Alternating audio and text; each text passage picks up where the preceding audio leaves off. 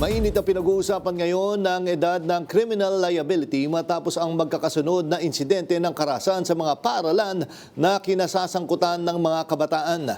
Yan ang umarangkadang balita ni Christian Bascones. Hinihintay na lamang ni Pangulong Ferdinand Marcos Jr. ang aksyon ng Kongreso patungkol sa posibleng panukalang magbababa sa edad ng criminal responsibility. Ayon sa palasyo, handa ang Pangulo na masusing pag-aralan ito. Depende po ito sa magiging bersyon kung gagawa man at magbabalangkas ng panukalang batas. At ito'y aaralin ng Pangulo at para malaman natin kung ano ang nararapat para sa ating mga kabataan.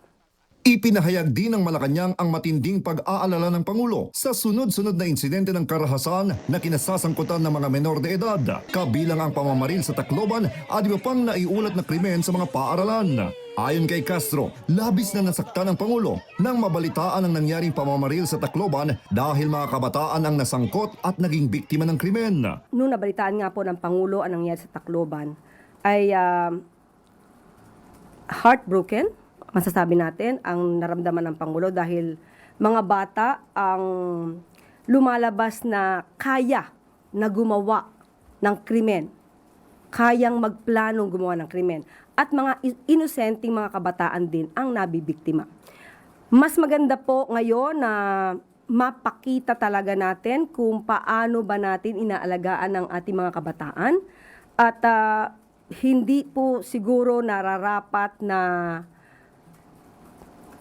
isang tabi o isabaling hindi pansinin ang mga ganitong pangyayari. Dahil dito, inatasan ng Pangulo ang mga kinauukulang ahensya na agarang tukuyin ang mga ugat ng mga ganitong insidente, kabilang ang posibleng impluwensya ng mga mararahas na online games na posibleng ginagaya ng mga kabataan. Tiniyak naman ng pamahalaan na patuloy na kikilos ang mga ahensya upang maprotektahan ang mga estudyante at maiwasan na maulit pa ang kahalintulad na insidente. Ako si Christian Bascones ng PRTV News, nagseserbisyo para sa Pilipino.